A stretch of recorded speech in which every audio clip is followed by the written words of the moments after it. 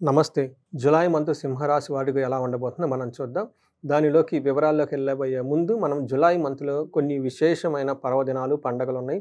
అందులో ఒకటి వారాహి నవరాత్రులు. ఎవరైనా గనక రియల్ ఎస్టేట్ ప్రాబ్లమ్స్‌లో ఉన్నా, భార్యాభర్తల మధ్య గొడవయ్యి డైవోర్స్ దాకా వెళ్ళిపోతూ ఉన్నా, అంతేకాకుండా ఇంకా ఎవరికైనా మనకి అప్పుల బాధ విపరీతంగా ఉన్నాను, వ్యవసాయదారులకు సరైన పంట దిగుబడి లేకపోయినా గానీ, వీళ్ళంతా కూడాను మనకి వారాహి నవరాత్రులు చక్కగా చేసుకుంటే చాలా బాగుంటుంది. శ్రావణ మాసం పంచమి ఉంది. శ్రావణ పంచమి. దీన్ని నాగుల పంచమి అని కూడా అంటారు. ఎవరికైతే పిల్లలు కావాలనుకుంటున్నారో, లేదంటే మిస్‌క్యారేజ్ అవుతూ ఉందో, లేదంటే వివాహంలో లేట్‌లవుతున్నా, లేదంటే పిల్లలకి తర్వాత తల్లిదండ్రులకు మధ్య గొడవలవుతున్నా గానీ, ఆ రోజు చక్కగా భక్తి శ్రద్ధలతో గనక జరుపుకుంటే, ఆ ప్రాబ్లమ్స్ నుంచి బయటపడే అవకాశం ఎక్కువగా ఉంటుంది. మనం సింహరాశి గనక చూసుకుంటే, ఇందులో మఖా 1, 2, 3, 4 పాదాలు, పుబ్బ 1, 2, 3, 4 పాదాలు, ఉత్తర ఫస్ట్ పాదం అంతా సింహరాశిలో ఉంటారు. పేరు బలం గనక మనం చూసుకుంటే, ఈళ్ళకి మా, మీ, ము, మే, మొ, టా, టీ, టు, టే ఈ అక్షరాలు ఉన్న వాళ్ళంతా కూడా మనకి సింహరాశిలో వస్తారని గమనించుకోవాలి. అయితే గ్రహస్థితిని బట్టి గనక మనం చూసుకుంటే, ఈ ఈ మాసంలో సూర్యుడు, శుక్రుడు 2 ముఖ్యమైన గ్రహాలు మారటంతోటి ఈళ్ళకి ఎలా ఉండబోతుందో మనం చూద్దాం. ఒక రకంగా చెప్పుకోవాలంటే సింహరాశి వాళ్ళకి కొంచెం జాగ్రత్తగా, కేర్‌ఫుల్‌గా ఉండాల్సిన మంతం జులై మాసం అని మనం చెప్పుకోవాలి. ఒకటి ఈళ్ళకి అర్ధాష్టమ శని స్టార్ట్ అయింది. చాలామంది ఇబ్బందులు పడిపోతూ ఉన్నారు. ఇప్పటిదాకా చెప్పుకున్న మఖా నక్షత్రం వాళ్ళు, పుబ్బా నక్షత్రం వాళ్ళు, ఉత్తరా నక్షత్రం వాళ్ళు చాలా ఎక్కువ మంది నాకు ఫోన్‌లు చేస్తూ, కాల్ చేస్తూ ఉన్నారు. ఈ గొడవలు భార్యాభర్తల మధ్య మిస్‌అండర్‌స్టాండింగ్ క్రియేట్ చేసే దగ్గర నుంచి, జాబ్ కోల్పోయే దగ్గర నుంచి ఇంకా ధనం లాస్ అయ్యాము, కోల్పోయాము అని ఇలా చెప్తూ దానికి పరిహారాలు ఏంటి అని చెప్పేసి అడుగుతూ నాకు ఫోన్‌లు చేస్తూ ఉన్నారు.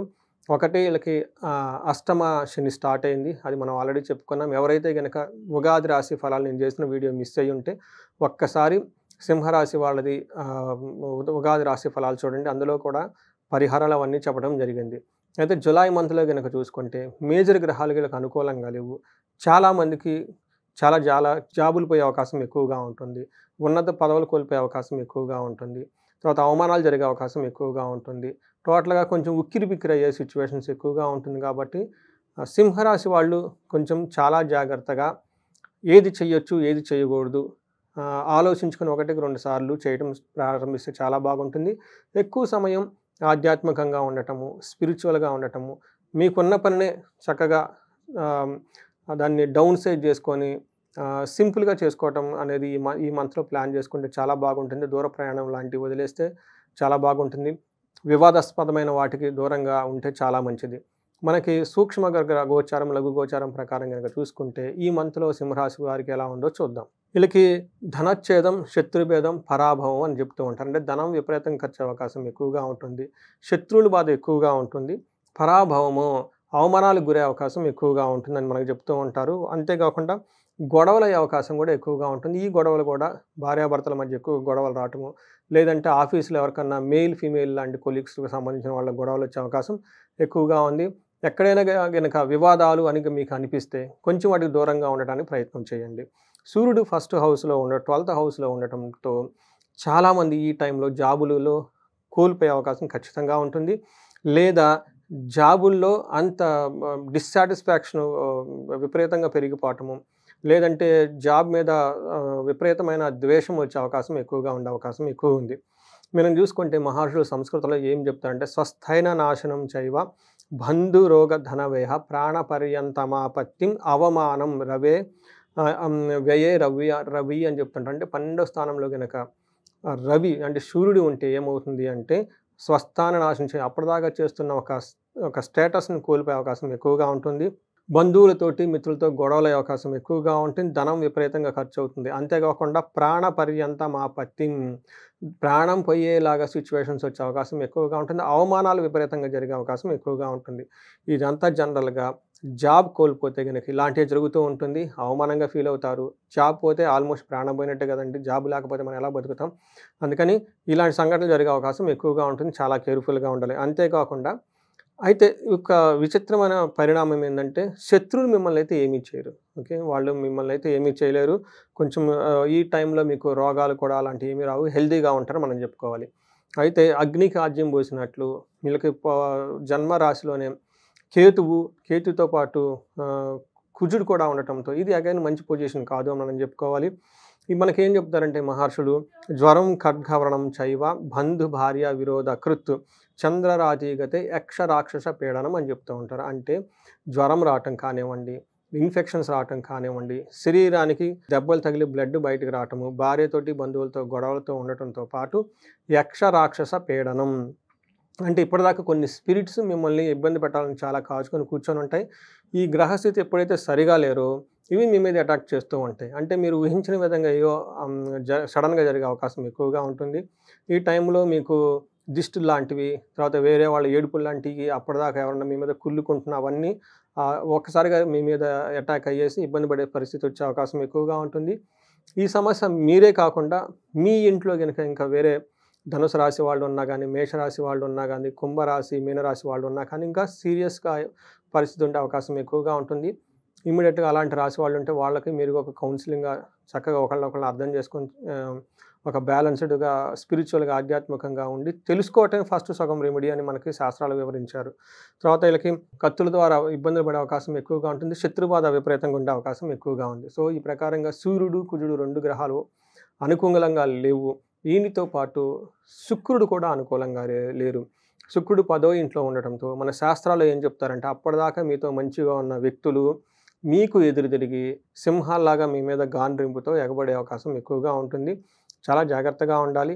మనకి సంస్కృతంలో మహర్షులు ఏం చెప్తారంటే వెకులం చైవ నిస్సత్వం అర్ధనాశనం రిపోభయం శ్రీ సౌఖ్య హాని మాప్నోతి దశమస్తే భృగౌ అని చెప్తుంటారు. అంటే 12లో గనుక 12వ ఇంట్లో గనుక శుక్రుడు ఉంటే వీళ్ళకి వెకులం అంటే ఏదో ఒక విధంగా బాధపడి ఉండే అవకాశం ఎక్కువగా ఉంటుంది.